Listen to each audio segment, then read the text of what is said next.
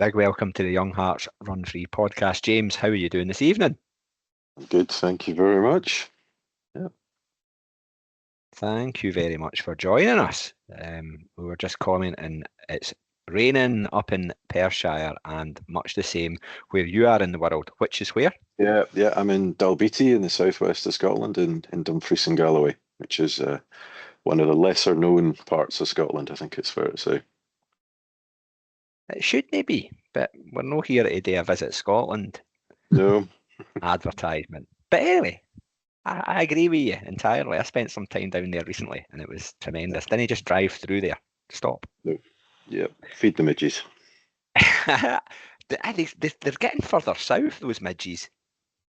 They were brutal this week. I've got bitten inside the eyelid. It was horrific. It was a very horrendous night out. So yeah, beware the midges. Oh, absolutely. Get that smidge. Bathe in it. Yeah. The It's profits the of whoever invented that particular stuff. only place in the world I've ever gone running in a midge net. Galloway. Really? Normally, when you're running, you're moving, so they don't bother you. We found that in events that it tends to be the support crews and the marshals that get the midgie attack. Yeah. And if you're moving, you're all right. But if you're running in a midgie net, that's thick, man. Yeah. No, they can be very bad down here. Yeah. So yeah, I've been running in a midgie net, which is a once in a lifetime experience. I hope never to repeat again. Vicious beasts. Well, we're here to speak about. Well, we're here to speak about a few things. But first, James, we're here to speak about you and your running and where your running story, as we like to find out about our guests, is our opening gambit. So it's over to you to tell us about your running. Yeah, well, I mean, I'll be probably one of the most mediocre runners you've ever encountered. And running was never my. I think he's below you in the video. He's below you in the video. Running was never my first love of sport. So if you remember at school, especially in Scotland, when you did like cross-country running, they basically chucked you out into a muddy field and shouted at you to run around the field, and nobody ever. True. Yeah, it was just miserable, absolutely miserable. So I was thoroughly put off running by my experiences at school. And I was I still love cycling, but I was a huge cyclist. Absolutely loved bikes, raced mountain bikes, raced road bikes, did that for a long, long time. But, and as part of that, I would run to cross train. So, once a week, twice a week, maybe I'd go out and do a 5 or a 10K. Mostly, I was living down in London at the time, so I'd be just doing laps of a park or something like that. And it's not terribly exciting, and you thought marathons, can't be bothered with that. Half marathons, so that feels like a very long way. And then as children started to appear, cycling started to feel like a very expensive hobby. You ruin the drivetrain on your race bike, and you've got several £100 to fix all of the working parts, and tires are expensive, and it got more and more and more of an expensive sport. And so I started running more because it was a bit cheaper. And thankfully found a way of making running almost as expensive as cycling by discovering ultra marathons and all the kit that goes with them as well. But yeah, just started trail running in the woods to cross train for mountain biking, and just kept going and going. And then one of my friends started running ultras instead of cycling. One of my best mates down south, and he said one year. He said, let's, because we used to do these bivvy trips all the time where we'd ride out from London with our bikes, and we'd have like really, really lightweight kit. We'd ride out and we'd bivvy somewhere, and then we'd ride down to the shore. So we'd, ride from London down to Brighton or Eastbourne or somewhere like that, and we'd bivvy in the South Downs, and it was great. And he came up, after I'd moved up to Scotland, after I'd left London, he said, oh, I'll come up and we'll do the same thing, but we'll run. Yeah, all right, let's do that. So we ran, did a wee bothy trip. Yeah. So I mean, I don't know if everybody knows what a bothy is, but Scotland, you've got these wee stone shelters on long distance paths called bothies that you can stay in for free, which are much nicer than a tent, and occasionally. We did that, and he said, "Oh, have you heard about this?" And he said, "It's a race called the Alm. That looks really good fun." So we did the first Alm, and it was just something in the head just clicked. I was just like, I absolutely loved it. It's just the best thing ever. And so I've been to the Alm every year since, God, I think 2016 was my first Alm. I've been every year since 2016. Never missed the Alm. So I mean, in terms of running, I've not been running that long, but I started doing trail marathons, and then I saw this race because I've got this weird thing where you do something, it's like, what's harder? So you're always looking for the thing that's a bit harder, a bit tougher. And I did a trail marathon, and it's like, well, it's all right. And then I heard about this thing called the Lakeland 50, and everyone's like, oh, it's really tough, the Lakeland 50. I'm like, oh, I'll go at that. Did the Lakeland 50, and then it's all these people with these different coloured numbers on. Oh, they're doing the 100. Ooh, that sounds even harder than the 50. Gonna have to do the 100. And yeah, and it's just spiraled from there. But I love mountains. I love running in the hills, in the mountains, running in the lakes up at Glencoe. I've done the Glencoe Ring of Steel a couple of times, things like that. High places, big mountains, big hills. That's what I love. More than trails or road. Can't stand running on the road, I'm afraid. It doesn't do anything for me. But trail running and mountains. I'm going to throw that mediocre runner thing back at you after that brief introduction. So thank you very much for that, James. Can I also, before I forget, you described bothies. Can you also please describe a bivvy trip? What that is? Oh, well, bivvying is basically a waterproof cover for your sleeping bag. So you're going really, really lightweight, no tent or anything. So you can do it down south because they don't have quite the same number of little creepy crawlies that want to eat you as they do up here. But you imagine lying in a bivvy bag with midges. It would be horrific. So yeah, a bivvy bag's just a wee waterproof cover that your sleeping bag goes inside. You just sleep out in the hill, out in the open. Yeah, thank you for that. We'll get on to kit in a wee while, because a lot of people will have a bivvy bag or a bivvy cover rather than a space blanket that people talk about with kit. But Stephen, the theme continues. There was a friend that said, what about this? Let's go and run that. There's always a pal, isn't there? Yeah, my mate. It's all my mate Kieran's fault. If he hadn't said that, then I would have found it at some point, I reckon, probably. But I blame him. It would have come into your vision. And Kieran and I, we do the Om together every year. You know, we go down and we meet up wherever, and it's a great way just to get back in touch as well. You know, he lives down in London, I live up here in Scotland, so once a year we meet up and we go run in the hills for a couple of days. Fantastic. And I think we've not actually spoken about the Om very much on the podcast, John. And go and tell us a wee bit more about it, because I know it's not just like a point to point or a loop. There's a game within a game. It's described as a 2-day mountain marathon, and you are entirely self-sufficient. And I think that's an interesting point to note for later on as well, this idea of being self-sufficient, bearing in mind how John and I met. So you carry everything you need for 2 days on your back, including your tent and all your sleeping equipment. And there's a number of different courses over the 2 days, and you choose your course before. And it's basically orienteering for people who think orienteering's not hard enough, and it should really be done on the side of a mountain, carrying a rucksack full of your kit. So you run for 2 days. You run collecting controls and scoring points, and you're either doing a linear course, which are really hard. I mean, that's just like long distance fell running, and there's no paths, there's no trails. It's all off trail.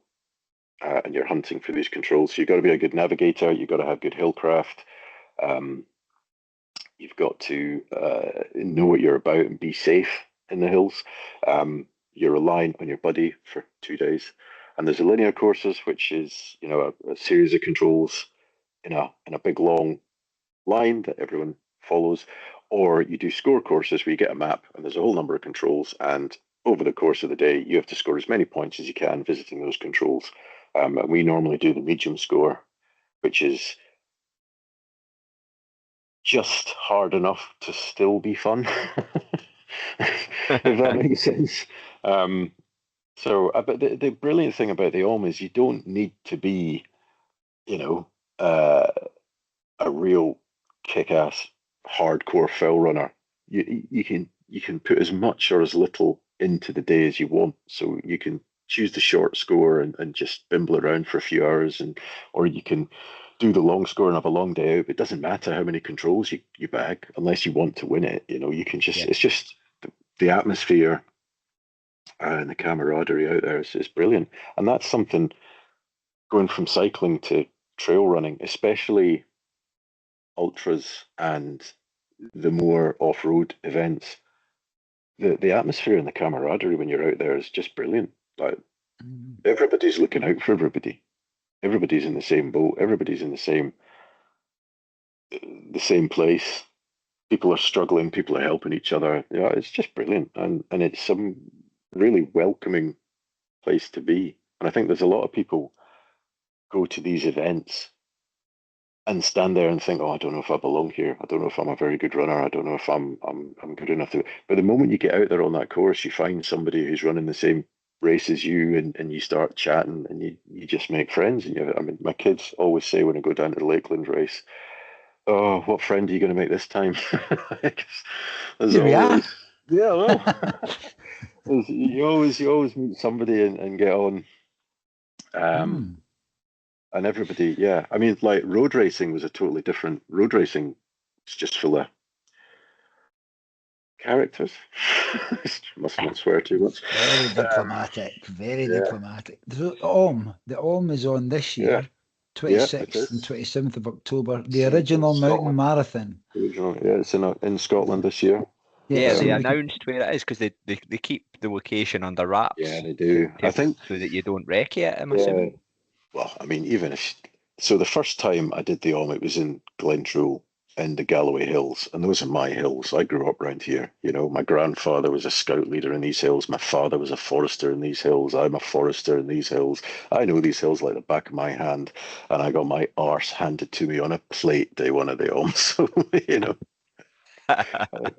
not sure that wrecking it actually helps, but So entries are open. Yeah, they are. The OM. And as James says, and the location is in Glenartney this year in the Highlands. So we can put the link in the show notes if there's plenty of time still. People are interested to go and sign up and find out more. We could do a whole episode probably about the OM. Do you bring it back to you, James? Do you run with a club? Do you have a coach? What's your current running status? I don't run with a club because I live in Galloway. It's quite a rural area and it's quite spread out. So I do have a few friends I run with, but I don't ever run with a club. I do.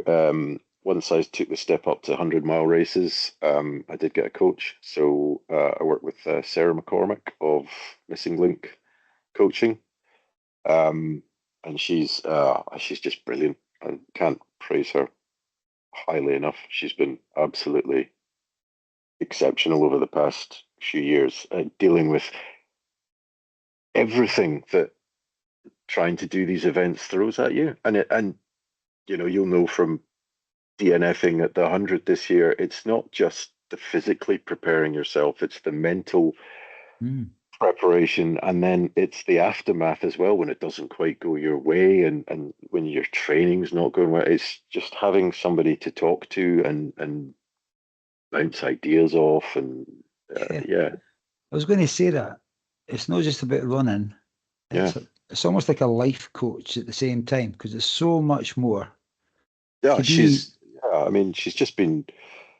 I had a period of ill health. Wee while ago, my running took a major hit, but talking to her about it, really helped, and having her help adapt training plans and all these, it's just phenomenal, absolutely phenomenal. I recommend her highly enough. But yeah.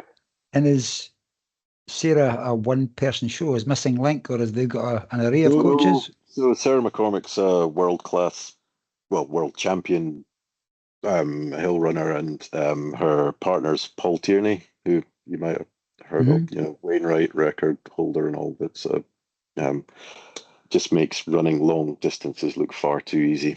I was at a race that Paul was at. I was at the Tour de Havelin in December, and I'm puffing along, and he just goes past. Oh yeah, not even there. So yeah, Okay. but no, they've been brilliant, and Sarah's been a real support over the years, which has been, That's great great. to hear. Great to hear. You've Yeah, mentioned a number of events Mm-hmm. already. What's your favourite running experience? I mean, the Elm never fails to disappoint every time I do it. Every year has been brilliant. It's been a brilliant experience. But I think my favourite event is the Lakeland event, and my favourite experience is to be the first time I went on the Lakeland 50, which When was that? 2019, first time I went to the lakes. That's veteran to us, Stephen, isn't it? Yeah.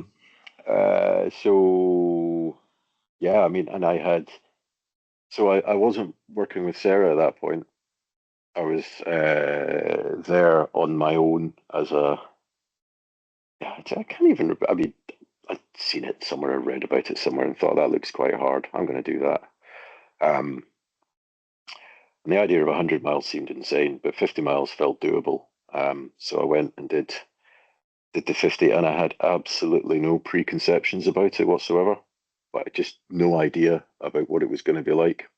And I missed the 100 starting because I was late getting there. For some reason, I'm not entirely sure why. I got the bus out to Dalemain and standing in the start pen at Dalemain, and then they start playing AC/DC, and you're like, well, that's quite cool. It's quite good fun.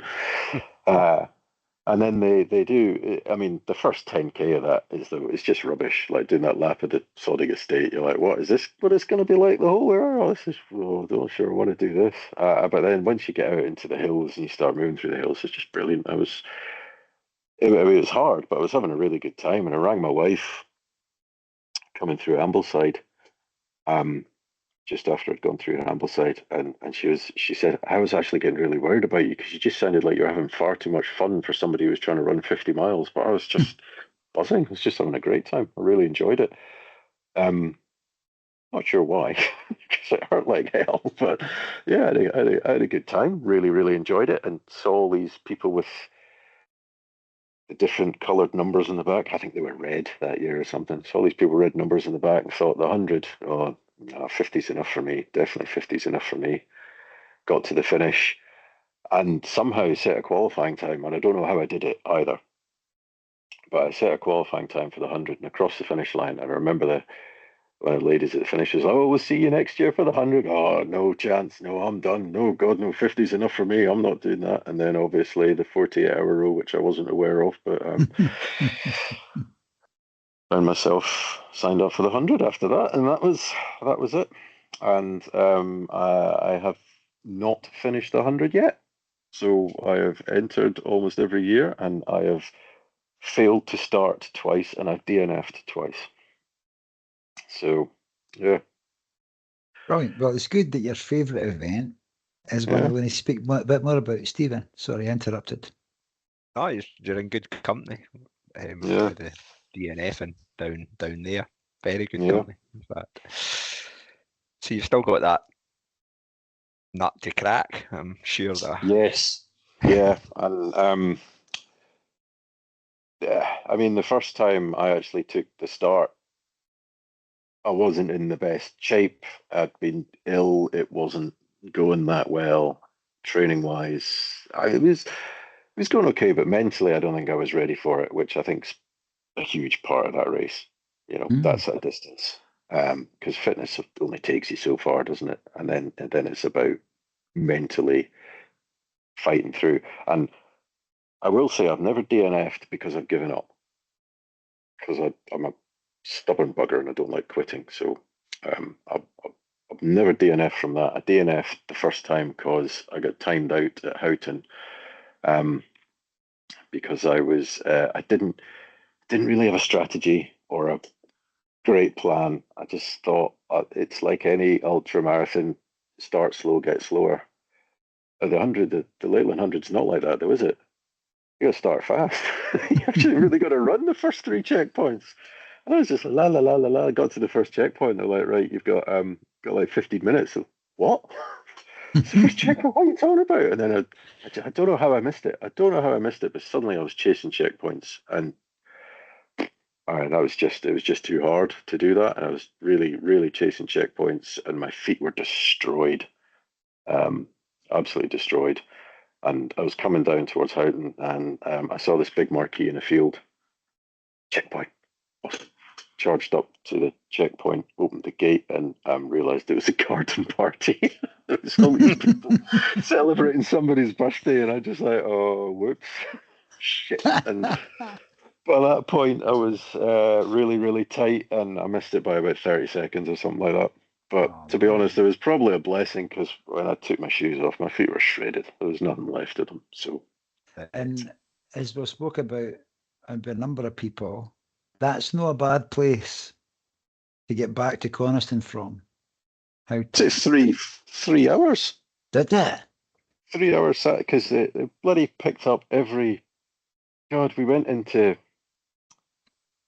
Oh, what's the one with the church? Is it Kentmere? Kentmere, We yeah. ended up going into Kentmere, and that was a pain in the arse to get to it. Oh God! And then it was just. We kept driving past fish and chip shops as well, sitting in the back.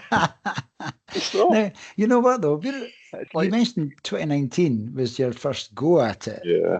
And from what you were describing, it was a bit like Steve and I were first down in 2021. And we were struggling to find pre-race information. I mean, I think Stephen and I, we both were looking at Jodie Laird's Strava. Yeah. We had Jodie on as a guest, but the way Jodie came to our attention was because she was training for the Lakeland 100 and she was doing all this stuff on Strava, and we got chatting with her. Between that and John Kinniston's YouTube videos. Yeah, that was there. But now, Mark Lathwaite approached us, not this year before, to do some stuff. We called it Access All Areas, so people can get a flavour. And that has been a really good resource for people. It's free, it's there, go in and use it. Yeah. But people now make their own Lakeland videos afterwards, and you can actually see what it looks like. When we were doing there in 2023, Steve and I went to Ambleside, and Steve filmed Ambleside. Some people had never seen it before. That's what it's like, you know? So there's a whole lot more now. And also, I think, I've now met bus drivers that go about and do that driving. Jason, we met Jason doing the lakes this year. So we did. Our Lakeland family's growing all the time, Stephen, isn't it? It definitely is. 3 hours on a bloody bus, though. Oh, 3 hours in a minibus. Like, and I was one of the last on as well, so I was sitting over the rear axle. So every sodden speed bumper, potholes. Oh, yeah, I felt so. It's like getting picked up like first for the bus on the way to the airport at the hotel in the Costas. You know, and you're like, you've got an R25 hotels to get on. And the airport was only a tenner in a taxi away. Like flying Ryanair to any country and landing there and realising you're 2.5 hours away from the flipping city that you're meant to land in. So yes, it was a bit brutal, and I thought I was done as usual. You know what it's like with that, with all these big races. I'm finished. I'm not doing that again. That's a stupid bloody idea. Oh well, right then, one more go. So that was, and this year I'd had a go. I've run the whole course now, you know, because I've done 66 miles or however much it was that time. I've done the 50. I know the whole course.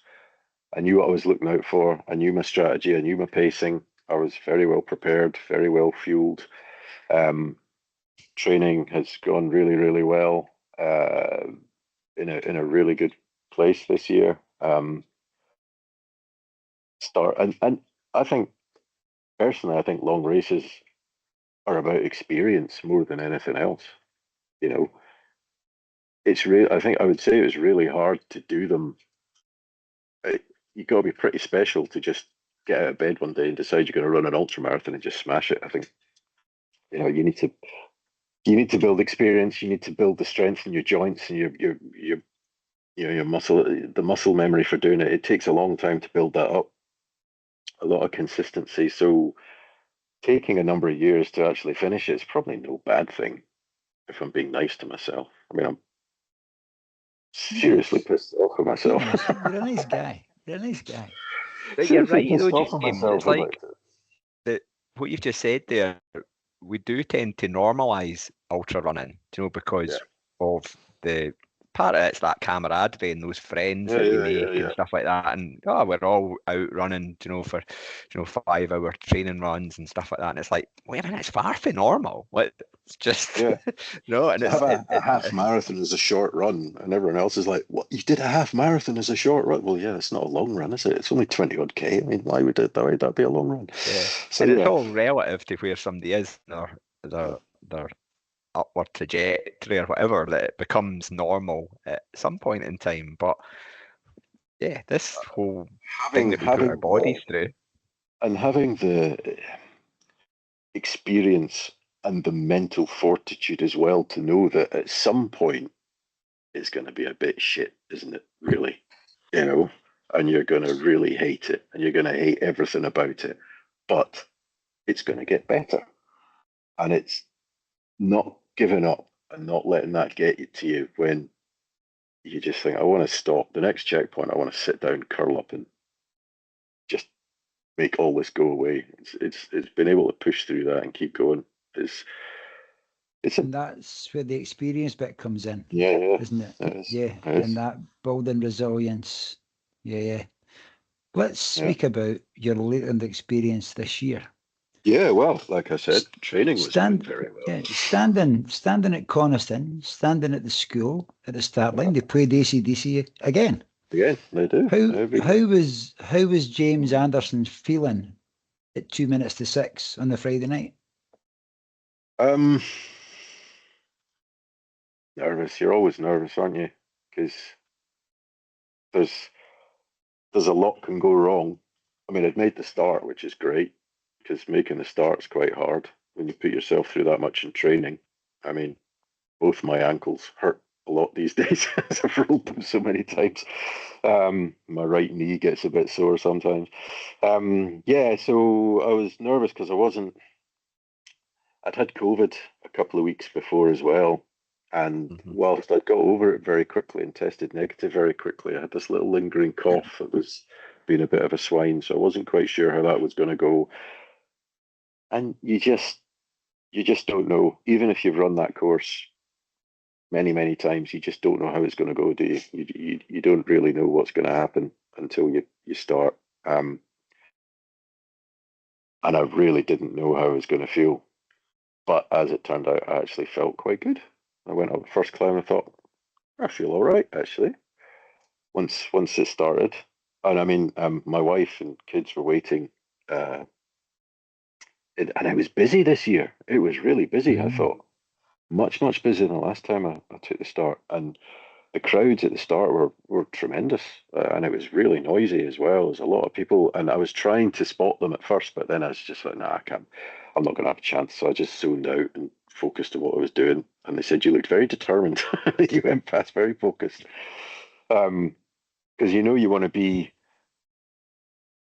you either get really uptight about the start, don't you? And you try and race up to the footbridge to get through that bottleneck at the start. Or you just relax and say, right, it's going to take a bit of time to get through that and get going. But then it opens up plenty after that, and the race you'll find your rhythm and your natural order. So I tried to be as relaxed as I could, and then surprised myself by actually keeping up with some guys who are definitely a lot quicker than me. But feeling okay, and I felt really good descending as well. Really good descending. So I just thought, well, I know I've got to be relatively quick for the first 3 checkpoints, so I might as well just bank as much time as I can now while I'm feeling all right. And I was an hour up by checkpoint, well, almost an hour up, by the time things changed, and where I needed to be. So yeah, Let's doing talk really about, well. so if things changed, correct me if I'm wrong, between Boot and Wasdale Head. Between Boot and Wasdale Head, yep. So Yeah. I was really well up on the cut-offs. So I was very happy because I had time in my pocket. And I know that once you get past Wasdale, the cut-offs get a little easier. And then once you get past sort of Braithwaite, they get a little easier again. And then once you get past Dalemain, you can pretty much, if you can keep going, the cut-offs are on your side by that point. So I was trying to get to Wasdale with some time in hand. And I was looking at getting into Wasdale with a good, not quite an hour, but probably a good 45 minutes in hand or something. So I was quite pleased with myself. And I was just starting the descent down into Wasdale, and there was a girl. I mean, it was quite slippy up there, obviously. And there's a lot of people run that race in trail shoes, don't they? Yeah. Whereas I think you need a little bit more grip in places, I think. But she'd slipped one of the rocks, and she was sitting on the ground looking quite sorry for herself, and there was a group of people round about. And one thing that we haven't mentioned yet is I am a member of Galloway Mountain Rescue Team, and she was obviously in distress, so I stopped to see if I could help. And a number of people around her at that point, 5 or 6 people or something, and I sort of stopped. I remember very clearly I was holding my running poles in my hand, and I turned around, and the moment I put my running poles on the deck, I knew, like, looking at her, I thought, your race is over. That's you done. You're not going anywhere until this is sorted. So I put my running poles down, and I said, does anyone here know first aid? And everybody went, nope. So, right, well, luckily I am in mountain rescue, so I'm trained in first aid, and I'm going to help. So I introduced myself to the girl. Her name was Emily, and I said, Emily, I'm going to help you out with you tell me what's wrong. And she'd broken her ankle, and it was quite broken because it was flopping around. So there wasn't a lot of structure in that ankle. Sorry, James, just to give context to this, do you know how long Emily had been on the ground before you arrived? Literally, I mean, she was behind me at Boot, so she'd overtaken me. The cheek of that, actually. So yeah, she probably deserved it, actually, for passing me. Tripped her up. So she was behind me at Boot, so she was probably, I think she'd said it literally just happened when I got to her. So literally, she'd just literally gone over on the ankle. What time of day was this, just again for context? 11 at night. Head torches, pitch black. Head torches, pitch black. But still warm, because I'd been running, so I was still in shorts and t-shirts at that point. So I stopped, and the moment I said, right, well, I'm going to help. Well, can I help? Is the first thing. Are you okay with me helping? Because it's very important that you do have somebody's consent to help them, because they might have gone, piss off. All right, fine, no problem. But no, she was very glad to have some help, and everybody else carried on with the race, apart from somebody who was there when I got there, a guy called Gary Patterson, who also stopped to help. And Gary was great. I just used him as my my scribe almost, I guess, my comms man. I just gave Gary instructions, told him what to do, and he just helped. He contacted the emergency services while I tended to Emily, and yeah, he was great, really, really helpful. But yeah, so when you find the casualty, the first thing you do is you run through a survey of the casualty to establish life-threatening injuries and things like that. And it's a very quick process to do. So you run through, you check for anything that is what we would call a big sick. And luckily, Emily didn't have any big sicks. She only had a broken ankle, and she's going to hate me for saying this. It's very painful, very, very sore, but very unlikely to kill you. So, thankfully, she's very uncomfortable, but she can't move. And as you said, it's 11 o'clock at night, it's dark. And we knew that rain was forecast for later on in the evening, or I knew from being mountain rescue weather obsessed geek. Always looking at it. Oh, it's raining again. What a surprise. So I knew that she couldn't move, and she was saying, "Oh, could you guys not just support me and we'll hobble off the hill?" It's like, no, it's flopping around, and so bone is rubbing on bone. If we start, it's gonna hurt like hell. And I can't give you any pain relief. So we need to get you some pain relief, and we need to get you off this hill. And the only way we can do that is through mountain rescue. So I got Gary to dial for the police, request mountain rescue, and get somebody to come and get Emily off the hill. And all the time, every runner that was going past was asking, "Do you need anything?" I mean, virtually, I'd say 95% of the runners that went past offered to help, which is just phenomenal. Every single person offered to help. There's even some dodgy bloke offered us drugs as well. I have no idea who that was, John?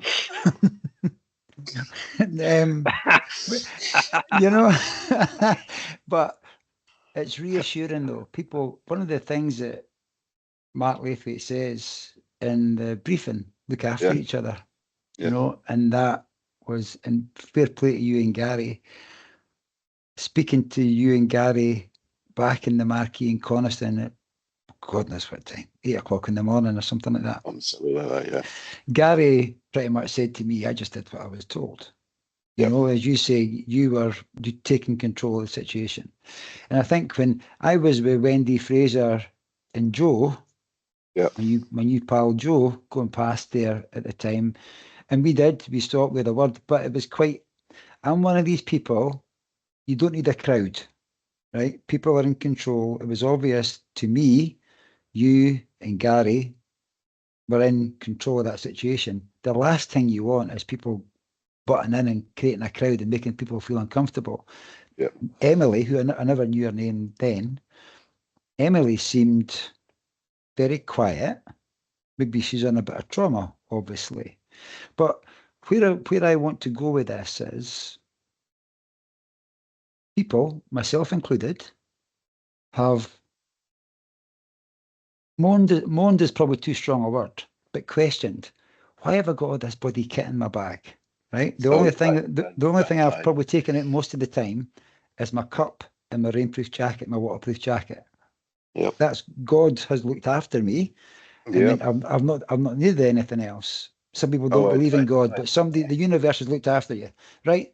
But let's talk about kit, James. Yeah, well, I think, and I've got an idea about God looking after you as well, and about helping you to experience the joys of sitting on a hill freezing your bollocks off. So Emily did not have a life-threatening injury. She had a broken ankle, which is, very sore, very nasty, but it is not a life-threatening injury. What my mind went to very, very, very quickly was, I do this as, I volunteer with Mountain Rescue. I know how long this takes. Mm-hmm. So it takes hours. It is not quick. You are asking volunteers to get out their beds, and it's 11 o'clock at night. You're in the Lake District. They're a very busy team anyway. So the Wasdale Mountain Rescue Team had already been out that night. So they were actually struggling to get numbers.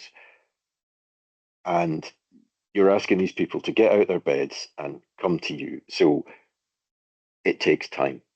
And it'll take a good hour to get a mountain rescue team together and mobilized to your location, at least an hour.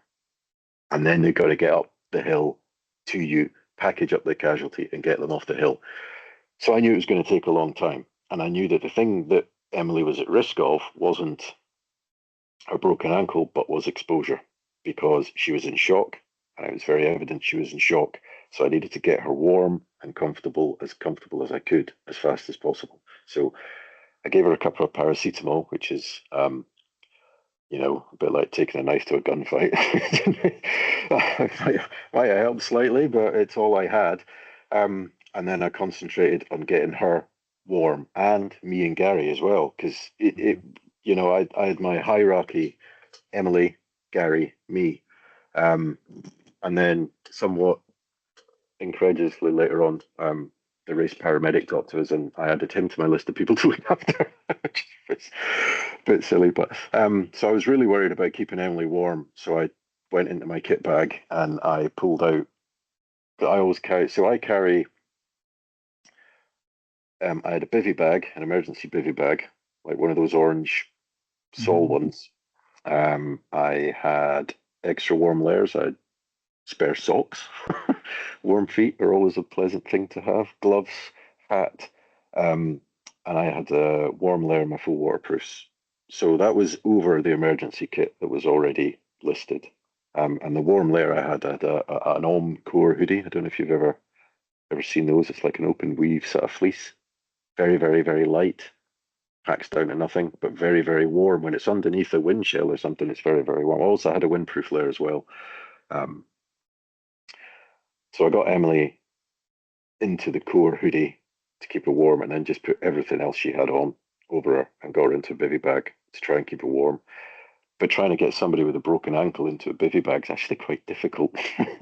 You can't really feed a broken foot into one of those very easily. So I think I wouldn't use one of those bivy bags again, to be honest. I think they're a bit of a footer. So I've actually, when I got back, every time you go out with mountain rescue, you always debrief when you get back and run over what went well, what would I change, what could I do better. One of the things I did when I got back was I beefed up my kit as well. So if I'm in that situation again, I'm better prepared to look after somebody. And so now, instead of just a bivy bag, I actually have it here next to me. My running kit here. I have my core hoodie, which is very nice. I mean, this is great radio for people listening, but I mean, that is, you can see that's like, I don't know if you can see, if I put it there, you see how open that is? Yeah. I mean, that's for those people watching their YouTube channel, they'll see that, James. Yeah. I mean, that's a brilliant, really, really lightweight. That weighs absolutely nothing, and is incredibly warm. You look like an absolute plonker, but I have probably not worn this as much as other people because it's always in my bag. And it's always getting handed out to folk when they get cold, because it's amazing how many people end up on the hill and they're, oh, I'm cold. Like, well, pack more layers. You know? But that's what I'm saying though. People don't though. You know, I think there's two types of runner out there. Ones who've been involved in an incident and ones who've not. Yes, and the ones who've been involved are prepared or have seen it already, and those who aren't. They're prepared differently. Stephen and I, we've both been in that field at Coniston after registration, trying to get our pack down as tight as we can, soaking all the air out of bags, getting it in there, and me going, for fuck's sake, you know, all this stuff. Yeah. You know, but my mindset has changed since this incident happened in July. Yeah. So well, Gary was sitting in the marquee in Coniston. Freezing. I thought he was some sort of Liam Gallagher tribute act. He had the hoodie up, and then he had the hood of his jacket up. And I said to him, "Do you always dress like this?" He went, "No, I'm still cold." This was hours later, you know. Hang on, I don't think, because he's a Geordie, I don't think we're allowed to say he was cold, because Geordies don't get cold. Ah, of course. Maybe he had nothing underneath. Sorry, that. Gary. Yeah.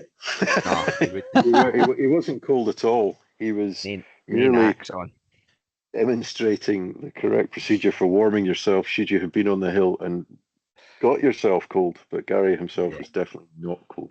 We should give big kudos to Gary for sticking with you and being there and doing. Yeah, Gary was brilliant, and he was really helpful, really useful.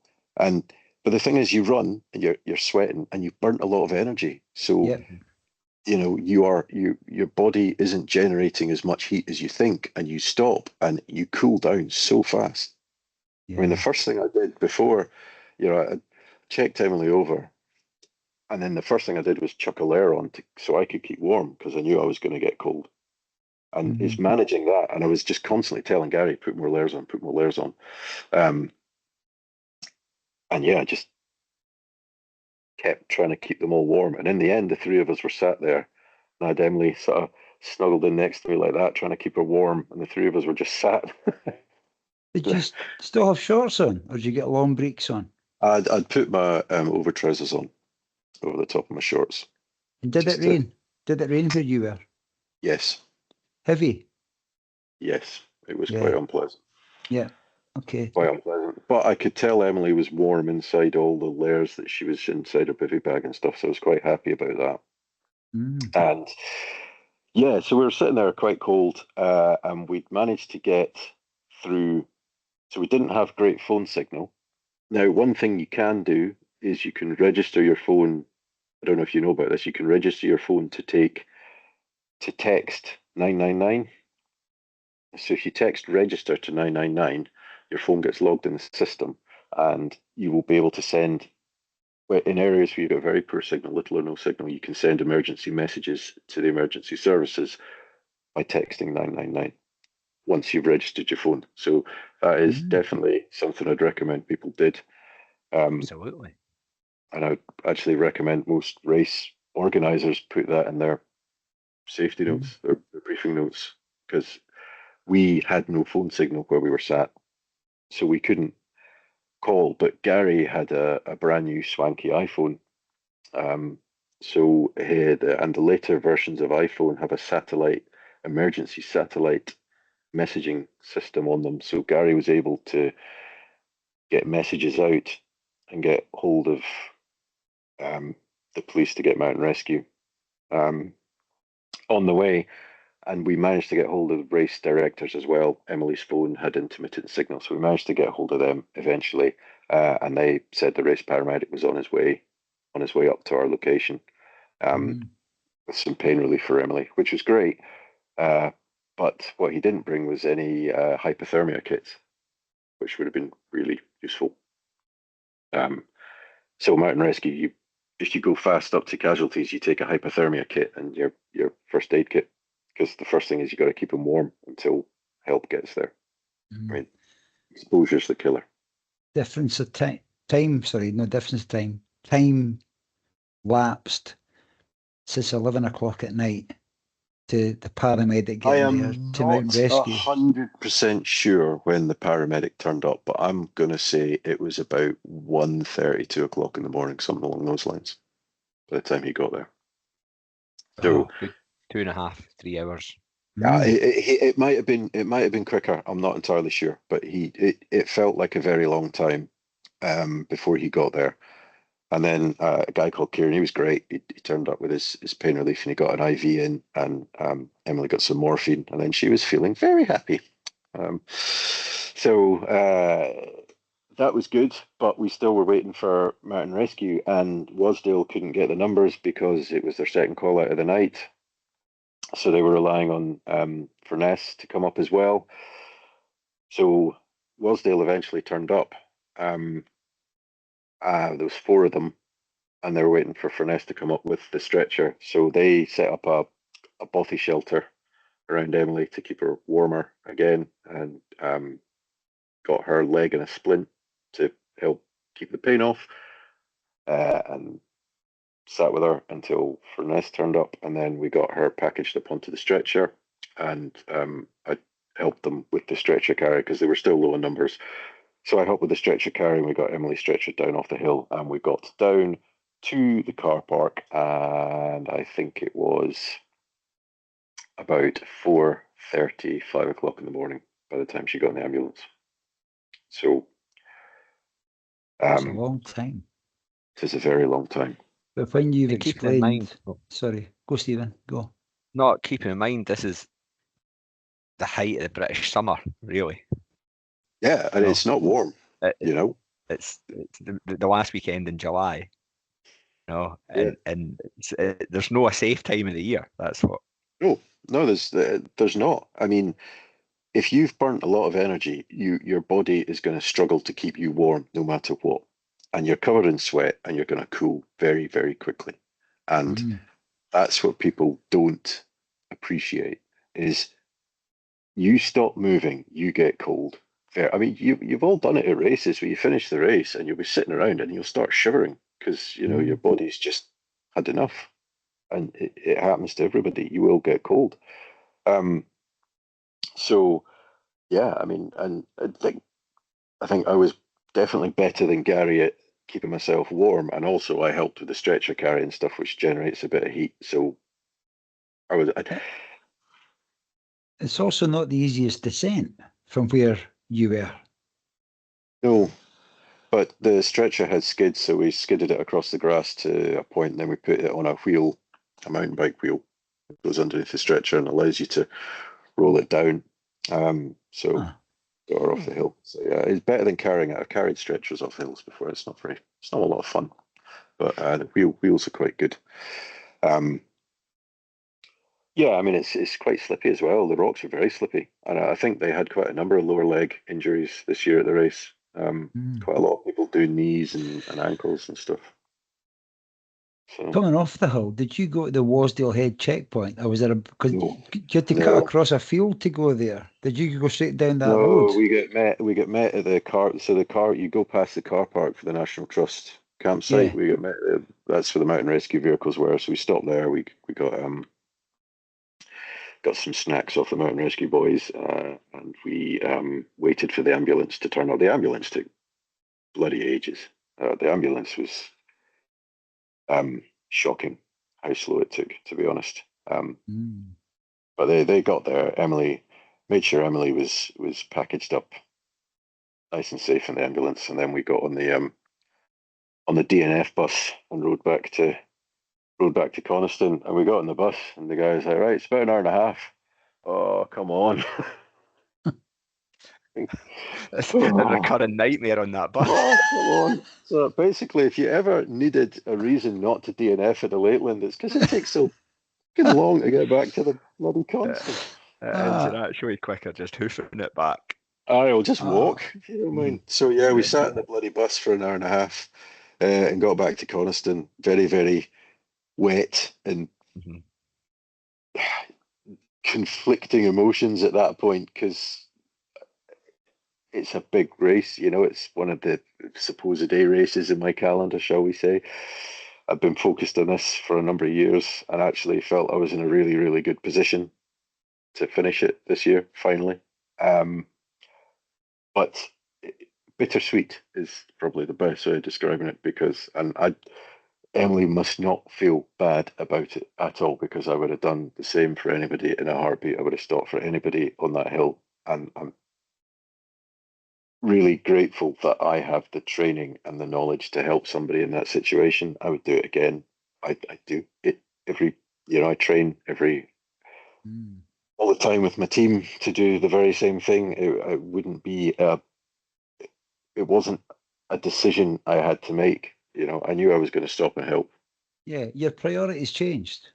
Your priority was to go and have the best race experience that you can have, or not. Maybe your hope was to do that. But once somebody that's trained like yourself comes across a situation like that, then everything else just shifts.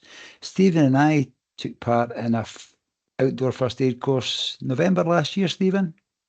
Yeah, it was. I've got a certificate that says I'm nowhere near as well qualified as probably even should be, but it's a start, and it was something that was an eye opener for John and I. The thing about first aid, though, is it's like anything. It's all well and good to get the certificate, but you've got to use it. You've got to keep practicing it, because the thing that one of the first times I went out with a team on exercise when I was a trainee. And we were traveling in the vehicles out to the exercise, and it was just, it was a good laugh. Everyone's ripping the piss out of each other. It's all very lighthearted. Everyone's having fun, and the banter's brilliant. It's training's really, really good laugh and everything. We're all doing this search for a casualty, and everybody's still enjoying themselves, still taking a piss and everything. And then we find a guy, and I remember this really clearly.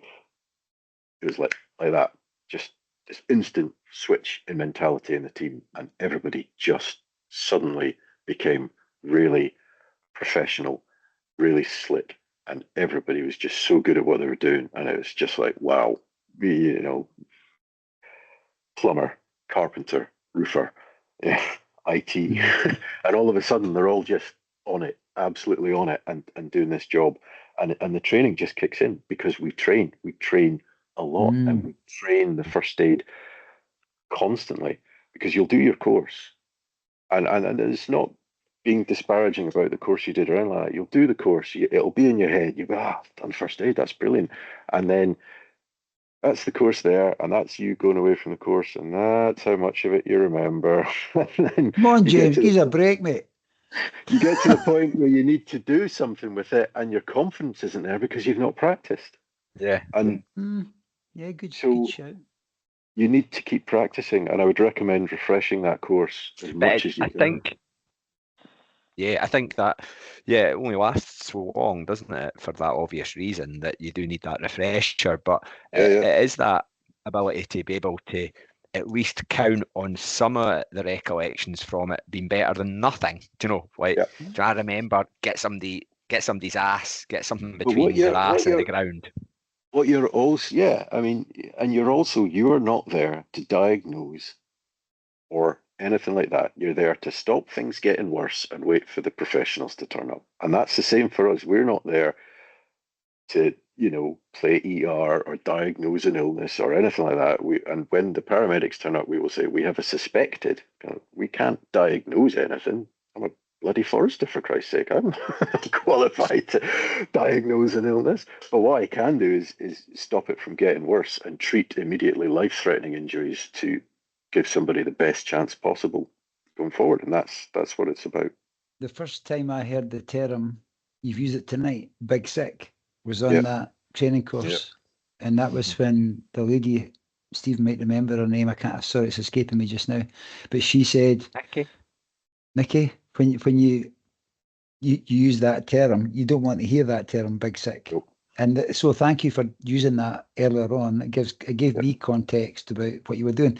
Emily was really lucky that James Anderson was on the course that night. She was really lucky that she left you at boot, and then you were behind her to come across her later on.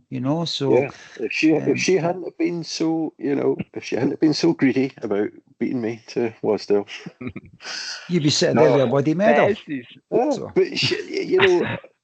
But I was there. I was the right place at the right time. But I'm fairly sure that somebody else on that course would have stopped and helped him. Because of all the races I've done, the atmosphere and the camaraderie at the Lakeland is second to none.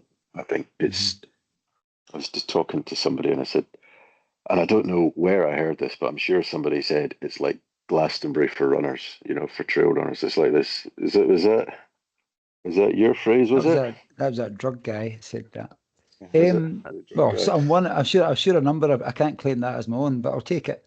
But it's like good. That sort of atmosphere, isn't it? Everybody's just there and everyone is my wife's this year's decided she wants to enter the ballot for the 50, because she just thinks the atmosphere is so brilliant and everybody's so nice, and the marshal. I mean, every checkpoint's fantastic, aren't they? Everybody's just brilliant. So that's right. This is turning into a good news story for Emily, especially, right? But you say that somebody would have stopped and helped her, but I think maybe I believe in the universe. Maybe the universe put you in that place for that time because somebody else, less experienced, may have happened across Emily, and I would do my very best, but you're a trained guy. You know what you're doing. So thank you very much. Thank you very much for training and putting into practice. So thank you for that. Yeah. What did your wife say though when you got back at Coniston? No, again, does that mean we're coming back next year? Still got to tick it off your bucket list. Well, the funny thing is, it was my daughter saying at the start, she's like, you always make friends at this race. You always come back with stories. You always meet somebody. You always make friends. Who's it going to be this year? And this year, I spent 5 hours sitting with Emily and Gary chewing the fat, and and they're great, and it was brilliant. I bumped into yourself in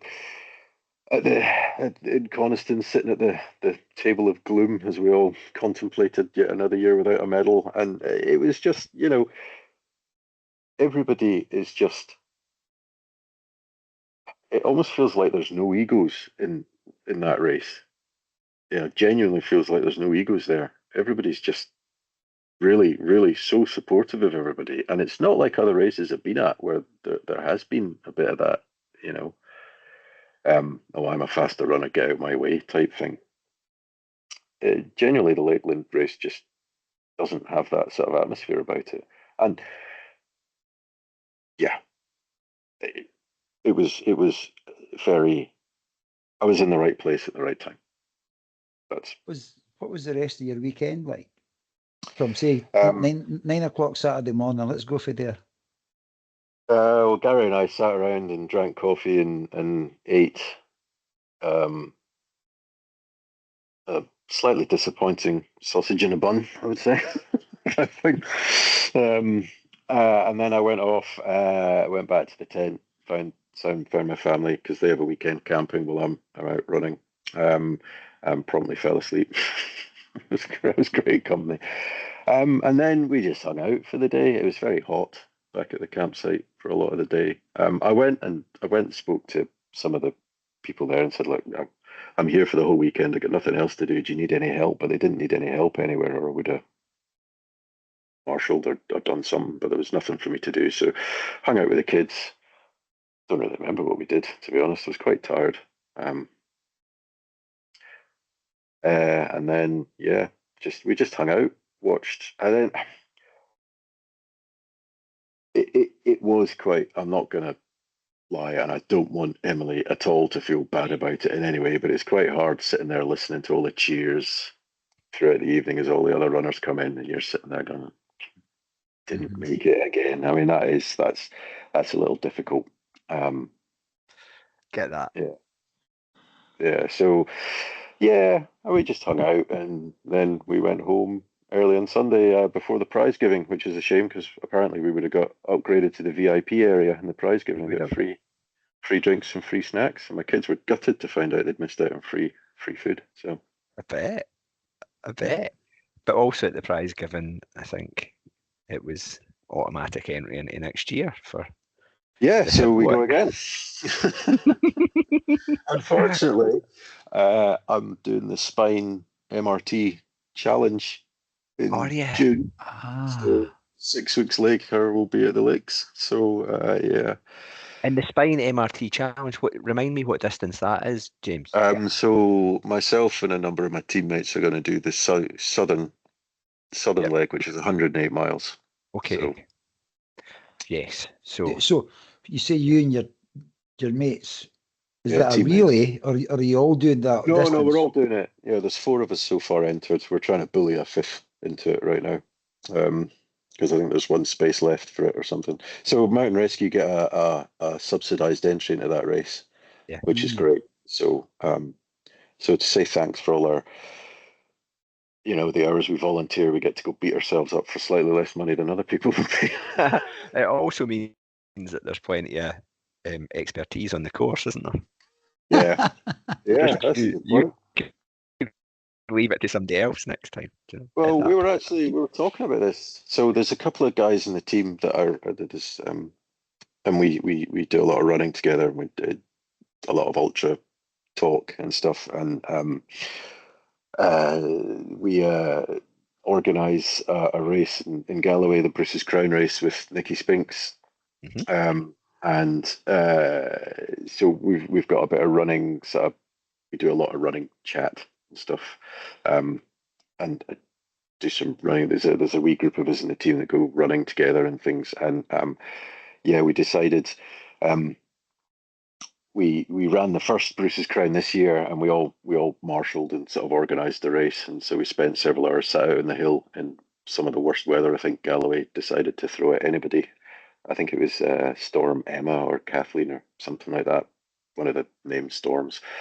And it was horrendous, absolutely horrific weather. And people struggled. I think we had a fairly high dropout. So the Bruce's Crown is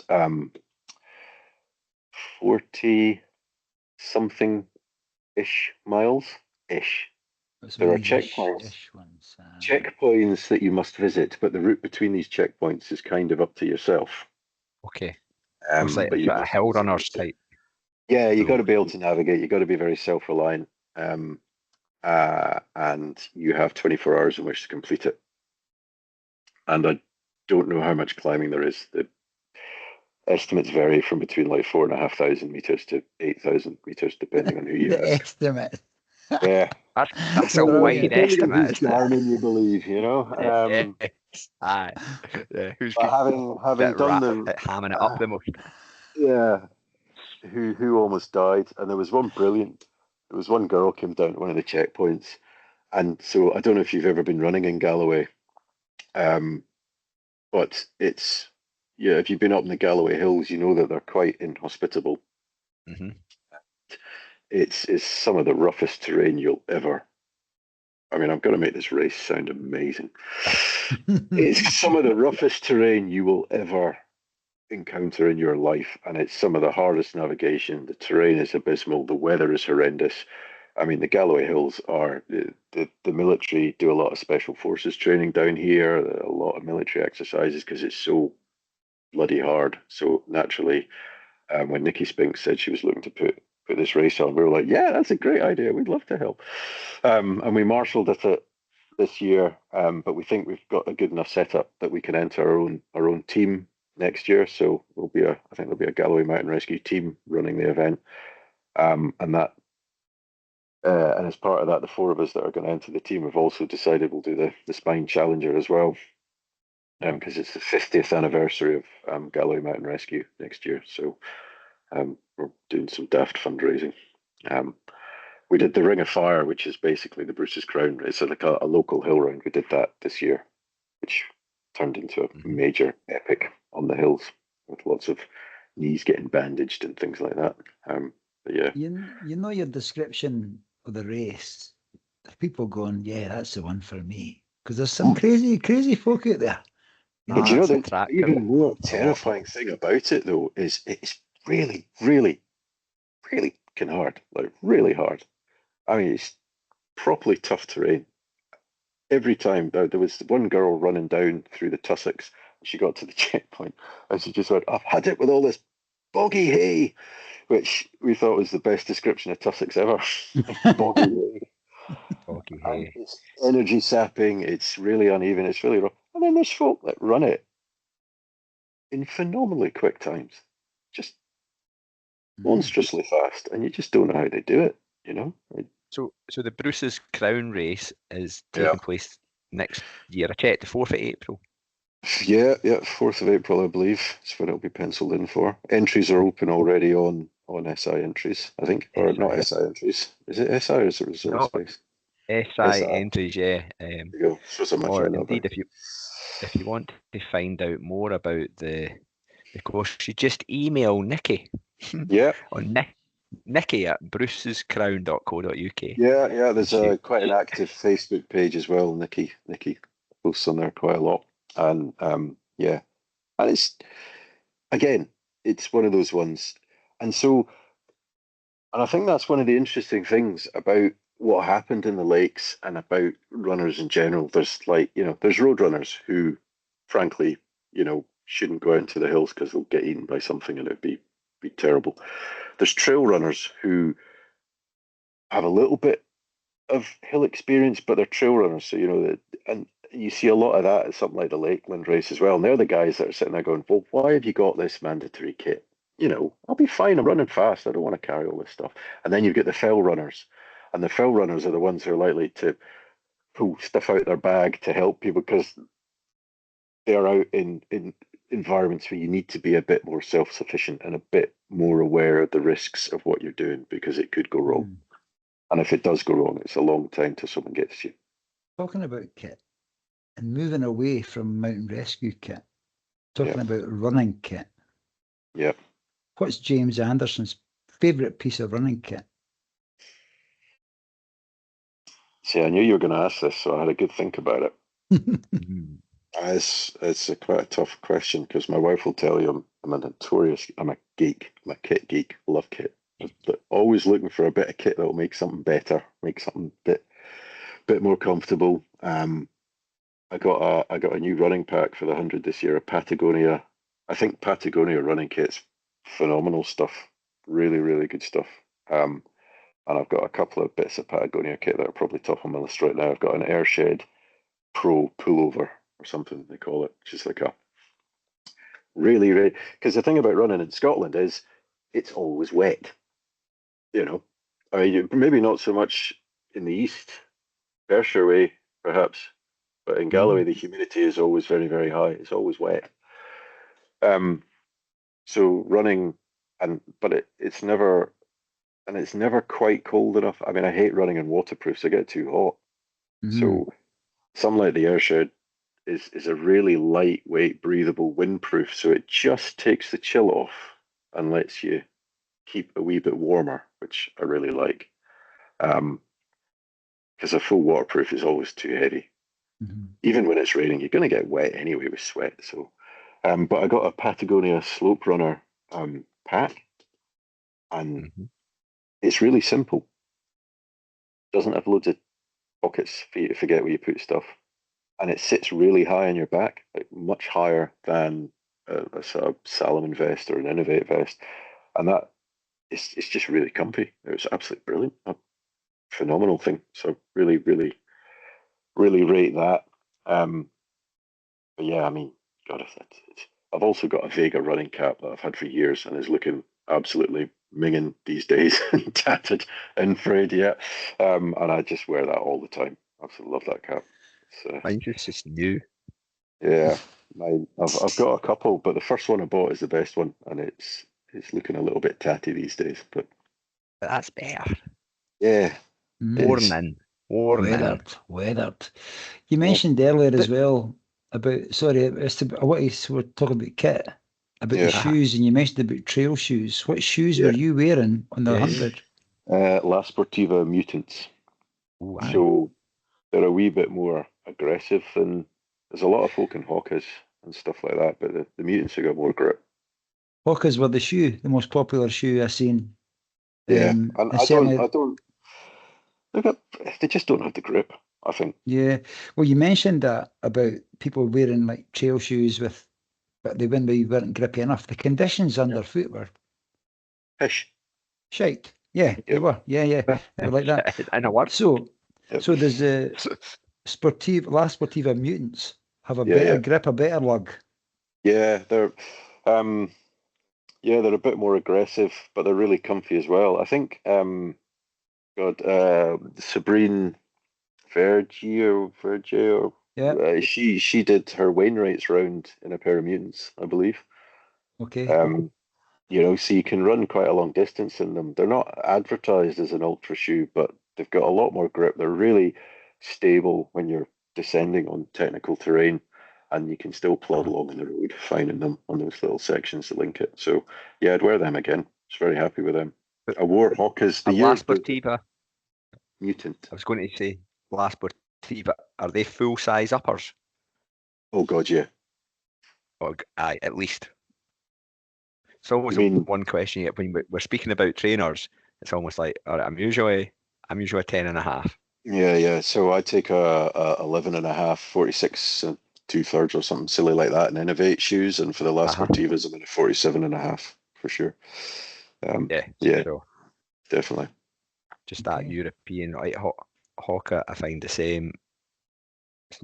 I feel another half size up from my usual. The other thing I don't get about Hawkers is they're not designed for the UK. They're not designed for mud and shite, are they? They're designed for dry, dusty California sort of dry trails. And that's true. I wore them when I was there in 2022, and my feet just got so hot, so sweaty, and the trainers didn't drain very well, and it just killed my feet. Absolutely killed them. It's like I tend to get attracted to the brands that have tried and tested their products on the terrain that they're going to be used in the climate and stuff, which is probably why I err towards Innovates myself. Just because of that reason.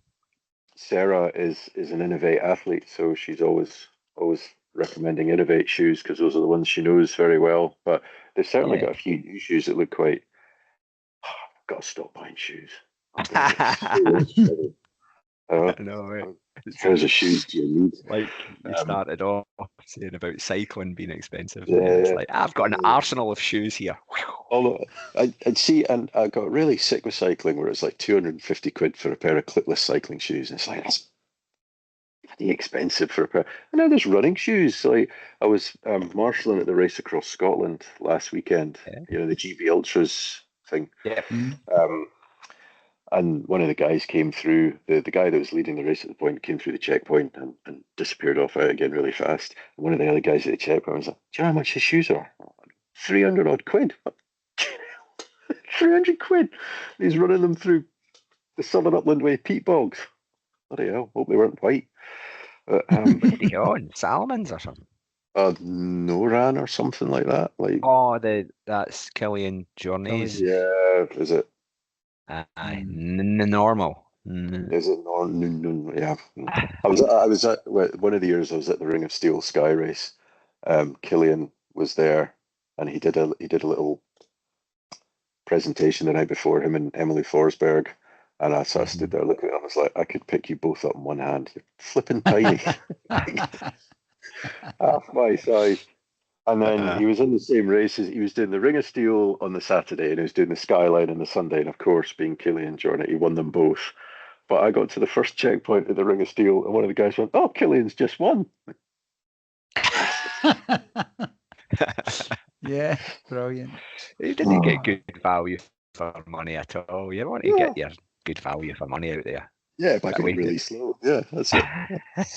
So away from running. No, sorry. That's the wrong way to lead into a question, John. What's your favourite way to relax, James? You sound like a busy guy and you spend a lot of time outdoors. What's your favourite way to relax? Well, running is my release, I guess. I'd say. Okay. Yeah, so I mean, yeah, mountain rescue's my.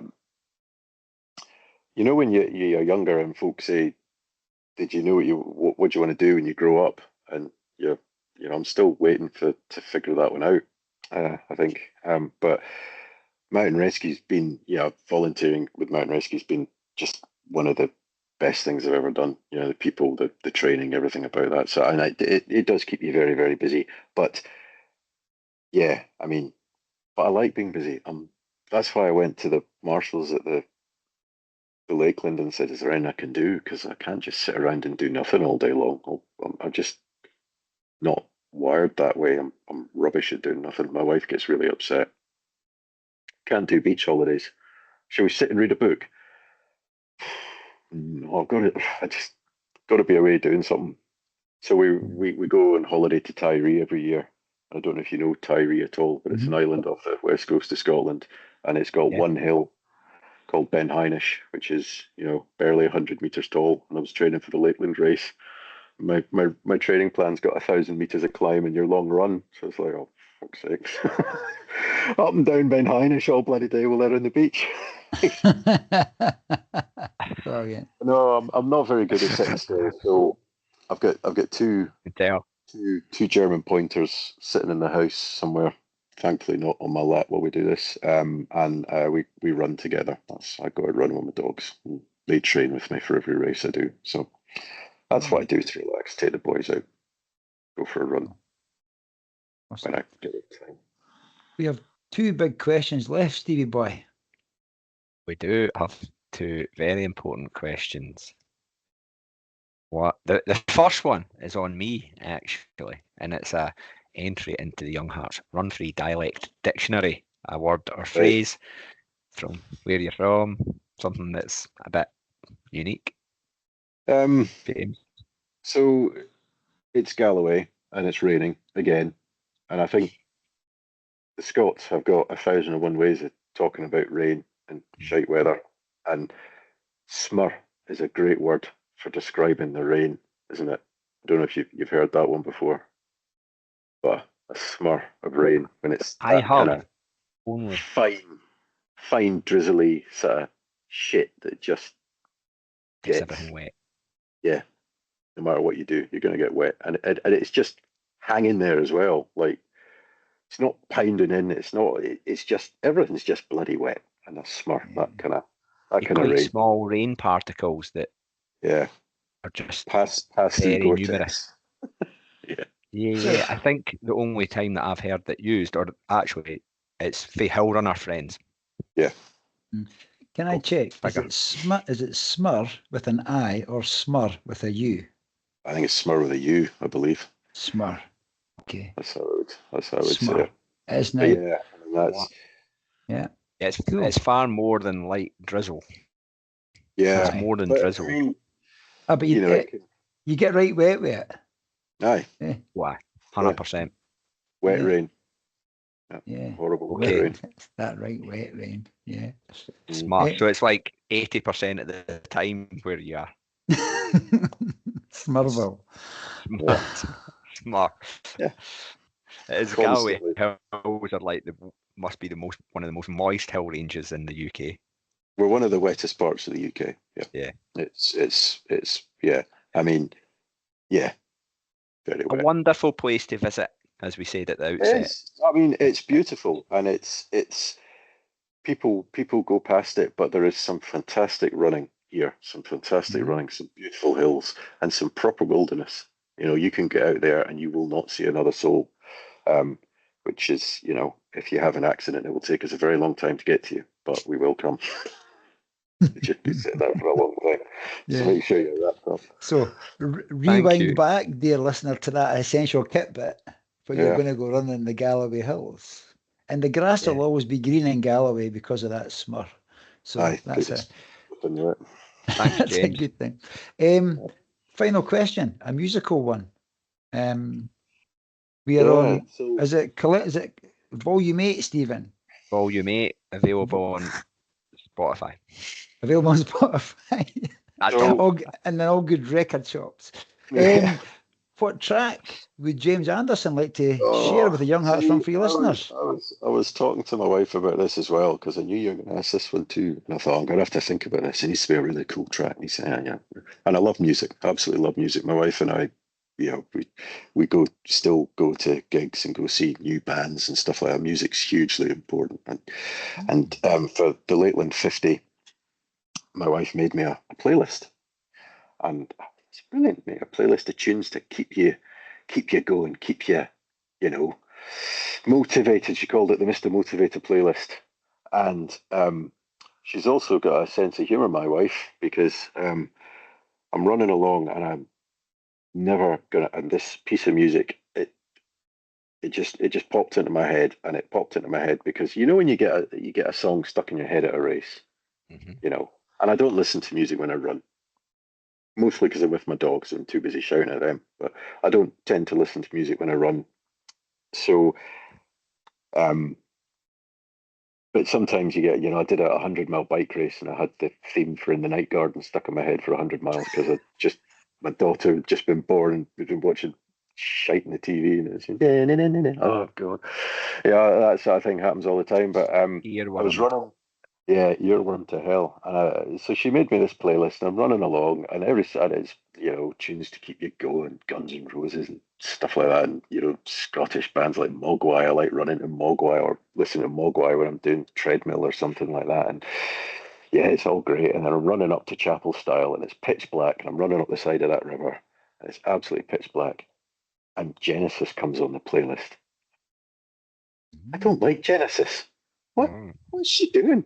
And it was Jesus He Knows Me by Genesis. And it just is now, every time I think about the Lakeland 50, I think of Genesis and Jesus He Knows Me. And I was listening to that the whole way up to Chapel Style in the bloody dark. And when you're in the dark, you're really focusing on the music as well. It's because, you know, you can't really see that much ahead. Your head torch is turned down to say battery, and you just, God, he's an angry drummer, as Phil Collins, when you listen to that song.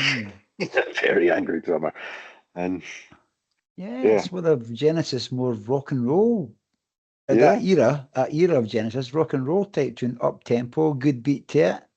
Yeah, good actually lyric. Quite subversive lyrics as well, isn't he? He was having a proper little pop. And so that got firmly lodged in my head, and that was the soundtrack to my Lakeland race. And so that's the track I would submit, much to my wife's disgust probably. But she did wind me up. She put something Baby Shark on there, which was just like well, you made a good decision in my opinion. And I think, correct me if I'm wrong, Stephen, first Genesis track Ever? Yeah. Well, did our Yorkshire correspondent no once put a Genesis song on? It was a Phil Collins song. Phil Collins. Yeah, you could be right. And to go back and check that back catalogue. So it's if it's Genesis' first appearance on a playlist, possibly, but I think Phil Collins has been there. Oh, well, yeah. Some of his solo stuff. He knows me. Yeah, I've got that in my head now. That's Hey, it. that's you. Earworm activated. Anyway, it's Sorry added about to the that. added to the playlist. Well, Buff Volume 8 collection. You should share your Lakeland 50 playlist with us. We can always have a good gander at that. Oh yeah, some of that Yeah. painful. Oh Yeah. jeez, she really nothing better than an unexpected playlist to get you.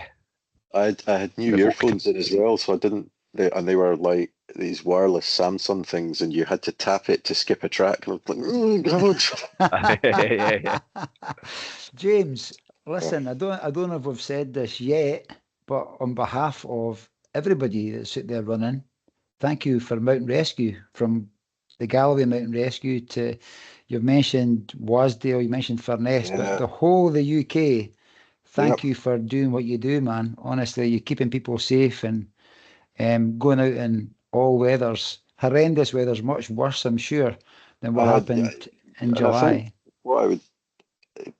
Anyone who's listening and thinks it sounds like something they'd like to do, it's about your attitude more than anything else. If you're willing to help and you're willing to go out there, in the dark, in the piss wet weather, if you're willing to do that, then give it a go. Give your local team a shout, and I don't think you'll regret it. Obviously, I've learned tons of new skills, met loads of great people. Thoroughly recommend it. Brilliant. Definitely. And just on that, I know that you spoke earlier about always raising money and things. If any listeners wanted to chuck something in the hat for so our team, the Mountain Rescue, how would they do that?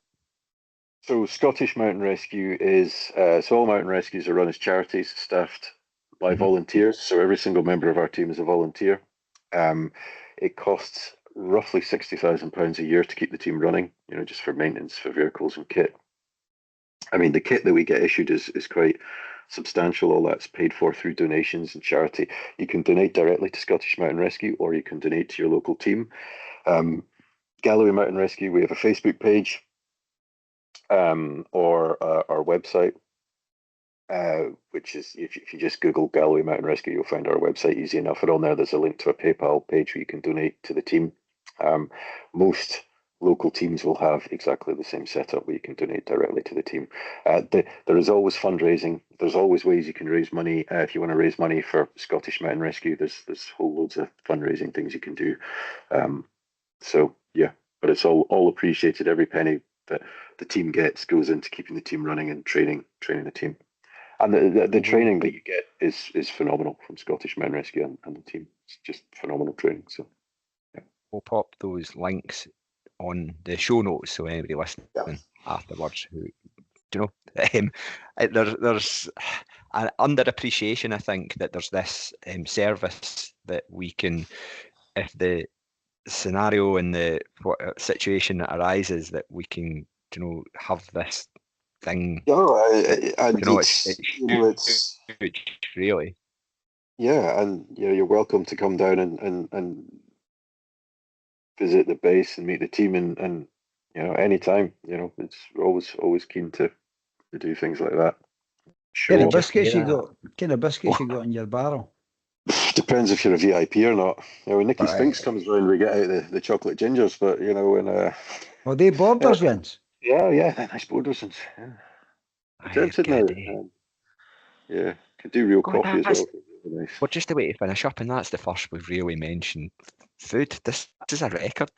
It is. I was also on that. One last question: did you eat all your emergency food that you had when you were out there with Emily and Gary for 5 hours?